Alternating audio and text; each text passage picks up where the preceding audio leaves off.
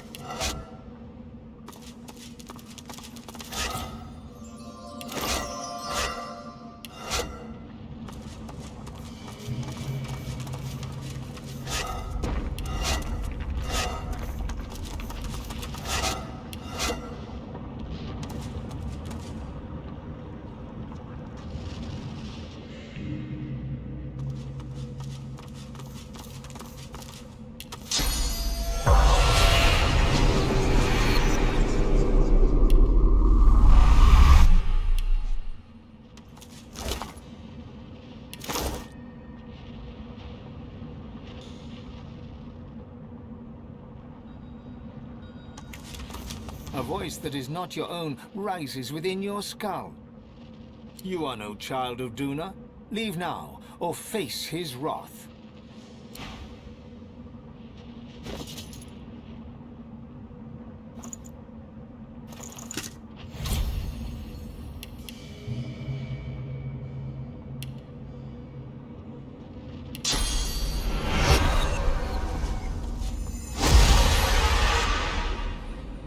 A voice that is not your own rises within your skull.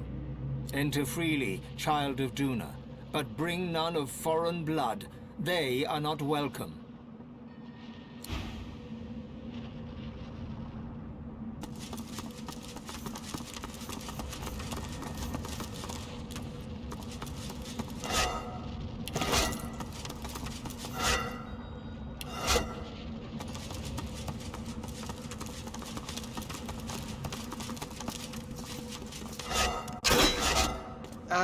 Statues coming to life?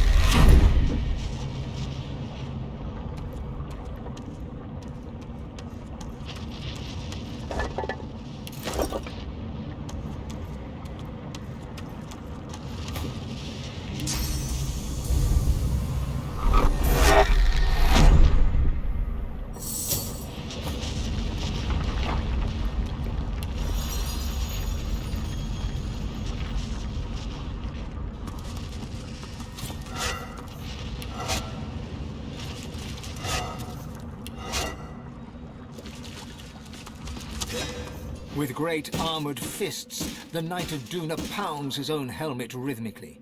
The helmet is buckled inwards in places. Rivulets of blood trickle from beneath the visor.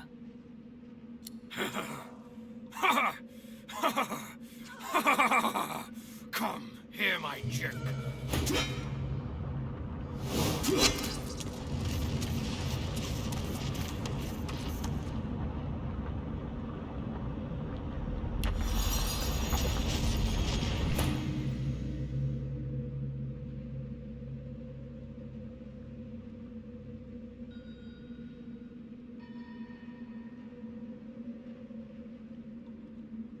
The knight rams his fists into his helmet. The metal groans inwards. Surely none could survive such pressure, and yet... There is nothing sacred here. There never was. He showed me. It's all a joke. There's nothing to guard, only lies. You'll see for yourself once you're dead.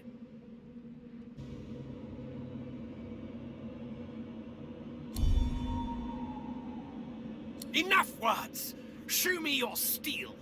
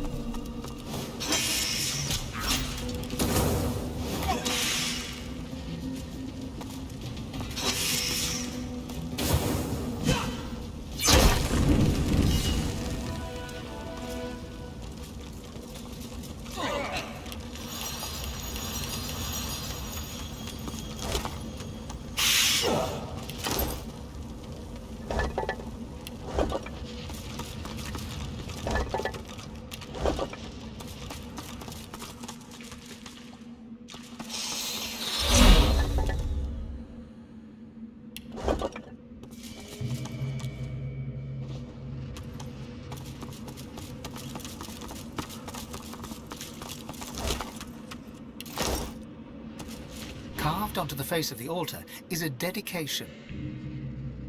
In honor of Duna, patron of the dwarves, long may their mountain halls stand as a testament to him. You open your eyes and look out over a swamp. The air is heavy, fetid and choking. Above it all, partially masked by the miasma, the moon shines down serenely. You step back from the altar, the vision fading before you. As you leave, you notice a lunar rune has appeared, carved into the rock.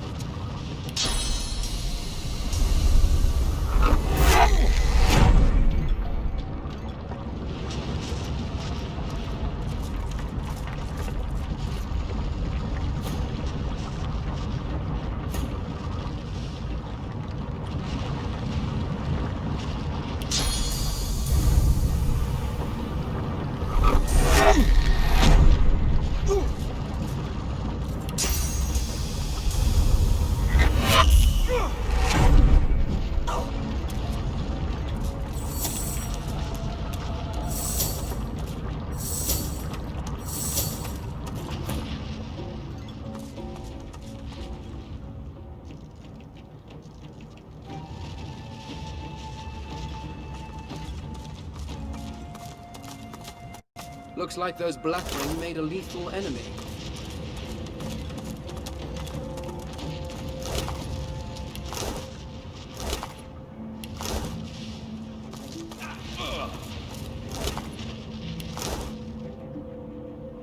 You approach an undead, standing proud at the lip of a broken bridge.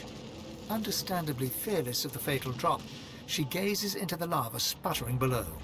Turning to you... Good riddance to bad rubbish, eh? Only thing I like less than Black Ring are trolls. God-woken, are you? I thought so. I see it on you like an aura. I see such things, for I am the Watcher. And I seek such things, for I am a seeker. The Meister! She bats one skeletal hand in a truly derisive fashion. Her crackling laugh sounds like dry leaves whirling in the wind on an autumn night. The Meister's ragtag band are but a pale imitation of the tradition they sought to revive. I am one of the original Seekers. We swore to be Knights of the Council, Guardians of Godwoken, and Defenders of Divinity. Together, we failed. But still, I try. Alone. The Knight of Duna has been cursed. Void runs through his veins where source once flowed. I am sworn to protect the Council and all within it. But that same oath renders me unable to lift a blade against him. Release the Knight's good spirit from his corrupted shell, Godwoken. Do this, and I will gift you with the last standard of the original Seekers. If you seek ascension, it could help you greatly in the trials along the way. Why, how marvelous. I knew your Godwoken spirit was strong. Please accept this with my thanks, and the thanks of all those I served alongside. The blessings of the original Seekers upon you. She hands you a small yet heavy trinket, crafted of tarnished metal. Though cold, it feels comforting to the touch, like a worry stone or a familiar childhood toy.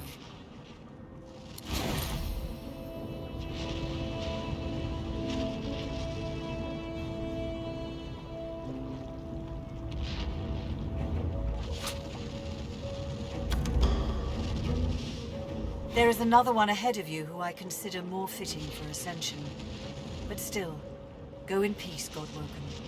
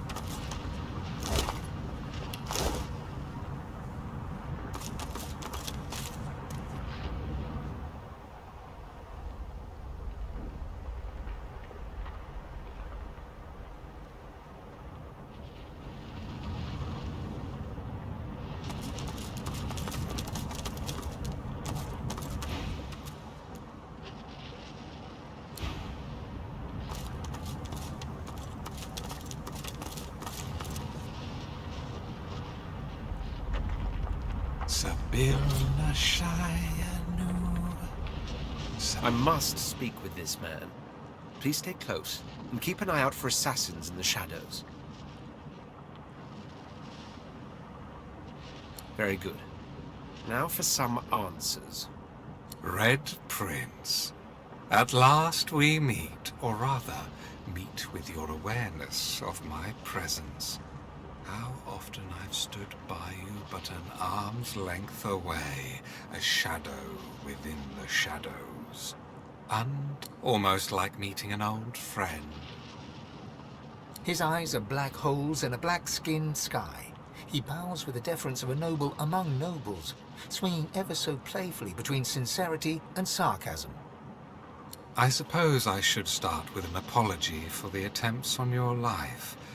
Talk about getting off on the wrong foot, wouldn't you say? Failed attempts, remember? Hardly made me break a sweat, those lackeys of yours. To my astonishment, and I admit my admiration.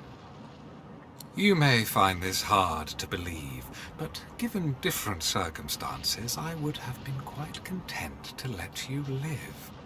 Let you play the Emperor from your golden throne in your golden city. Alas, certain events beyond even my control were set in motion. Ripples became waves. I had to act. And so I arranged for you to meet with an unfortunate self-inflicted end. His libido is legendary. How could he resist? And what better way to organize his demise? But of course I didn't know then he was God-woken, stronger than the demon. It's almost a pity we find ourselves on such opposite sides, all because of who you are, and all because of who she is. It was Sadha who set events in motion, Red Prince. If you were the ripple, she was the wave. She's a tidal wave that will take wing, become a murder of dragons, red as the setting sun, that will alight every corner of this world with the terrible splendor of fire. And I, their proud father. But don't you see, you who wants to be emperor, that you're enacting the downfall of our race? The simple truth of the matter is that yes, we lizards were dragons once. The mightiest creatures to rule sky, earth, and sea. But such was the jealousy of our power that all other races united against us and brought us to the brink of extinction. No one knows what happened next. Was it wizardry? Was it Zol Stissa who took mercy on us even then? Suddenly we were dragons no more. Lizards instead. And as lizards we flourished and built an empire once more. But the House of Dreams trades in prophecy. They've always known we could be dragons again. For one day a man and a woman will be born, and their skin will be red, and the fruit of their union will be great red dragons. A day that will come to pass. Curse your obstinance. Listen to me. I am the House of Shadows. This is my role. I see the great games in motion, allow them their flux when they advance for good, cut them short when they advance for evil. Even if the renaissance of dragons would spell the end of our race, plain and simple. To that end, I needed you to die, but you proved to be all too worthy an opponent. And the Pope, ally with me, Red Prince. Find Sadha and kill her. If she births dragons, all other races will unite against us, and this time they will destroy us for good. We were spared last time. The condition of our continued existence was that we'd never let the dragon roar again. They look each other in the eyes, like two chess players contemplating their next move.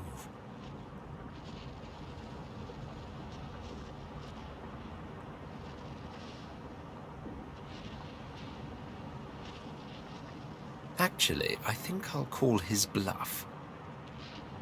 Now then, I'm the Red Prince. Your role in this story is over. I am its sole protagonist. Sadha may indeed be dangerous. I may decide she must die. I may not. But it will be my decision. You're out of options, Master of Shadows. Tell me where she is. The Shadow Prince stands checkmated, and he knows it. I truly have no choice, have I? Very well. I must put the fate of all lizards in your hands. But beware. Sadha is ultimately dangerous. Not only will she be the mother of dragons, I fear she's fallen in with an old enemy. Them. He points to the fallen black ring. If I'm correct, and Sadha's heart has been darkened by the ring, you may be able to find her through their scrying magic. There's a thing on this island known as the Sallow Man. He is a master of mirrors. Mirrors like his will read your mind and show you what you desire, if you manage to elude or eliminate him. A word of warning, though. He is like a shred of nightmare ripped from the dream realm, set loose in reality. Do not underestimate this creature. Be careful, and become the savior of all lizards, Red Prince. Become the true emperor of your people. I will be Emperor, yes. Of lizards or dragons, that remains to be seen. My word, a god woken. I'm almost honored. There are precious few things in this world that elude me, but divinity is very much one of them. I am a man with no name. They call me the Shadow Prince, but that is rather dramatic and, in fact, rather incorrect. For what I truly am is the House of Shadows itself. That is my role and my purpose. I see the great games in motion, allow them their flux when they advance for good, cut them short when they advance for evil. As such, I am here to cut short a very ancient evil indeed, and would welcome the aid of one as formidable as your divine self. You wouldn't believe how much life is sustained by a little death. Be that as it may, you like stories, do you? Very good. Let me tell you one. Once upon a time, the race of lizards was so much more than what we are now. We were dragons once. Great red dragons. No one remembers this, but the elves are our guild. As dragons, we almost wiped them from the face of the earth. We were stopped, and we were punished. I know not how, but someone took away the fire that made us dragons. Wings clipped, we became lizards. But there was a reason our dragon ancestors wanted to destroy the elves, for they too had a plot for world domination at the expense of all other races. And while we were punished, the remaining elves were spared. The elven scions are the key. After their deaths, the powers and souls of scions linger on in the vast and ever-growing network that connects all of the ancestor trees. We discovered that once the network will be large enough, dryads will sprout from these roots, equipped with the memories, experience, and enormous powers of generations of elves. A vast, invincible army that will obliterate everything in their path. It will be the end of all other races. I've been trying to stop them for years. Now I'm close to ending it all, for good. Will you... I said that what eluded me is divinity, not the power to kill divinity. He whistles for his assassins. Shadow to shadow. Feel yourself!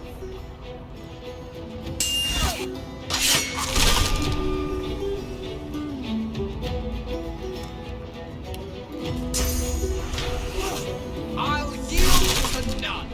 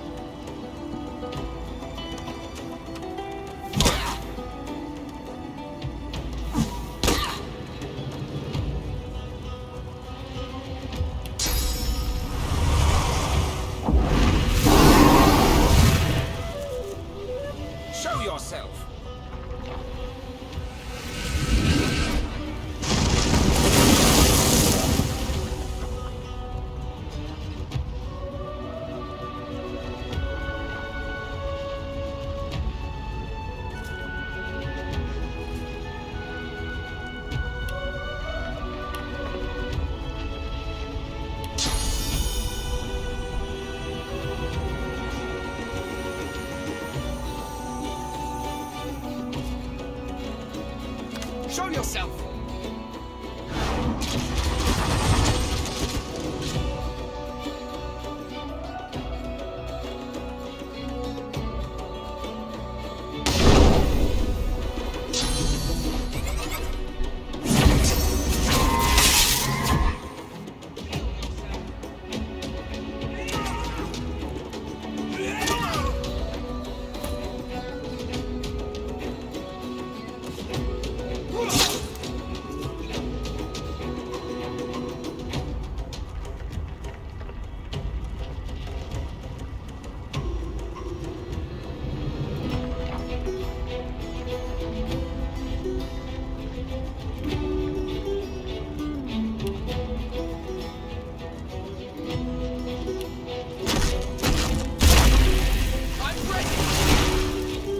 Reveal yourself.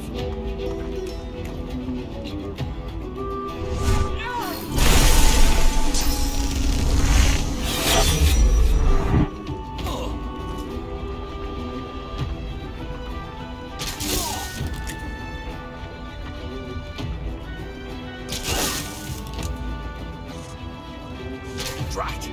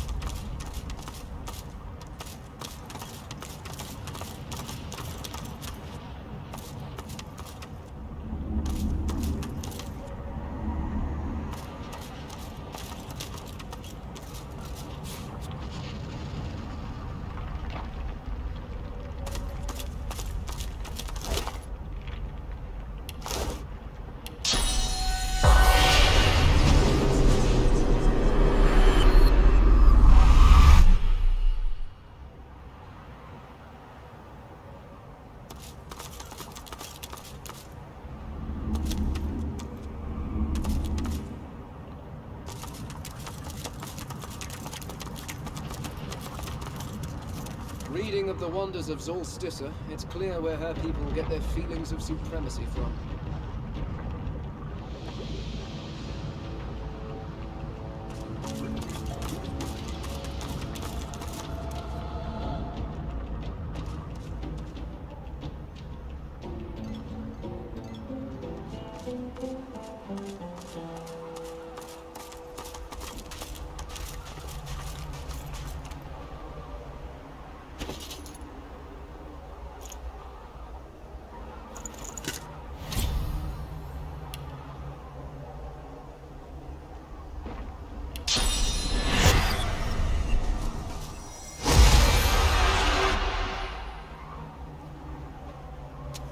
The air is thick with heavy flakes of ash.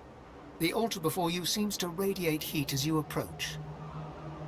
There is a blinding flash, and you are surrounded by flame. It licks your skin, but does not burn. It dances in your hair, but does not singe. You feel a curious peace. Looking up, you see Solstice staring down at you from a throne of embers. Above her is the emblem of a sun, once aflame, but now dim and fading. Go, my chosen. Find the Well of Ascension. Do what must be done. The vision fades, and once again you find yourself at the altar. Faint embers of ash scorching the fabric of your clothes.